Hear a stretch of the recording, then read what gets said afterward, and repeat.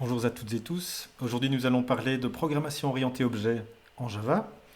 Et plus spécifiquement, voici les 4 sujets qui vont nous intéresser. Ce sont les 4 grands principes de la programmation orientée objet. Nous aurons l'encapsulation, l'abstraction, l'héritage et ce qu'on appelle le polymorphisme. Alors, ne vous tracassez pas si vous ne voyez pas encore ce que signifient tous ces termes. Nous allons les détailler un par un. Commençons par l'encapsulation.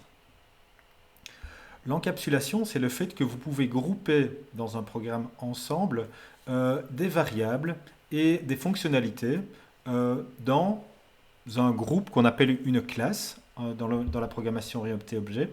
Et ces variables vont pouvoir être accédées via des méthodes et vous pourrez modifier l'état de ces objets via les méthodes. Ça, c'est l'encapsulation. Et vous avez un contrôle très fin sur ce que vous pouvez faire pour encapsuler l'état d'un objet. Alors, qu'est-ce qu'on aimerait par exemple encapsuler? C'est par exemple, on aimerait encapsuler la modélisation sous forme d'une classe, d'un téléphone, d'une personne, d'une bicyclette, généralement des objets qui ont un sens concret dans votre application. Prenons l'exemple d'un vélo. Donc, si je veux représenter sous forme orientée objet un vélo, je vais probablement vouloir stocker la vitesse, la vitesse, le braquet que vous venez de mettre, etc. Et les fonctionnalités que vous souhaitez probablement implémenter, c'est le fait de permettre le changement de vitesse, le freinage et ce genre de fonctionnalités.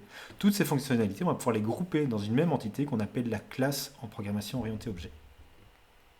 Alors voici concrètement un exemple de classe pour modéliser un vélo. Vous voyez qu'ici j'ai 3 variables d'instance pour représenter la cadence, la vitesse et le braquet. Et j'ai ici plusieurs méthodes pour changer ces variables ici qui sont encapsulées. Alors c'est toujours préférable de changer l'état des objets via les méthodes plutôt que d'y accéder directement. Okay, c'est une manière de mieux encapsuler son état et de protéger son état. Et vous pouvez ici afficher l'état de votre objet via la méthode printState qui va afficher dans la console. Donc ces variables d'instance que vous avez, c'est véritablement l'état de votre objet. Alors, petit exemple d'utilisation, on peut créer des objets. Donc, une fois qu'on a créé une classe, on a en fait une usine à fabriquer des objets via les constructeurs. Et donc, ce qu'on fait ici, c'est créer 2 objets via les constructeurs. Et puis, chaque objet va vivre sa vie indépendamment l'un de l'autre dans ce cas-ci. Et on va pouvoir modifier chaque objet indépendamment. Ce sont vraiment 2 instances de la classe différentes ici, bike 1 et bike 2, qu'on a créé dans cet exemple. Le constructeur a un rôle fort important en programmation orientée objet parce que c'est le constructeur, c'est une espèce de méthode à fabriquer, c'est une méthode d'ailleurs qui sert à fabriquer les instances de votre classe et les constructeurs peuvent aussi prendre des arguments ici, des paramètres et vous pouvez même implémenter plusieurs constructeurs si vous le souhaitez. Donc une fois que vous avez votre constructeur avec vos paramètres, vous pouvez ici instancier votre classe en donnant les paramètres au constructeur. Il est important aussi de réaliser qu'en Java, si vous ne spécifiez pas, par défaut, il y a un constructeur qu'on appelle le constructeur par défaut qui ne prend lui aucun paramètre.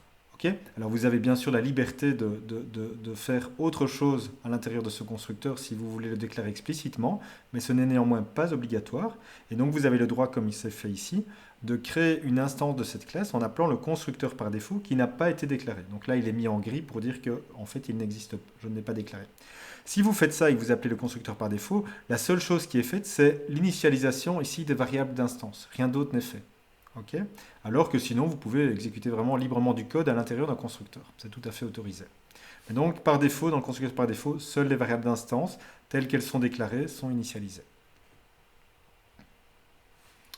Dans la vidéo suivante, nous allons parler du sujet qui nous intéressera, ce sera l'abstraction.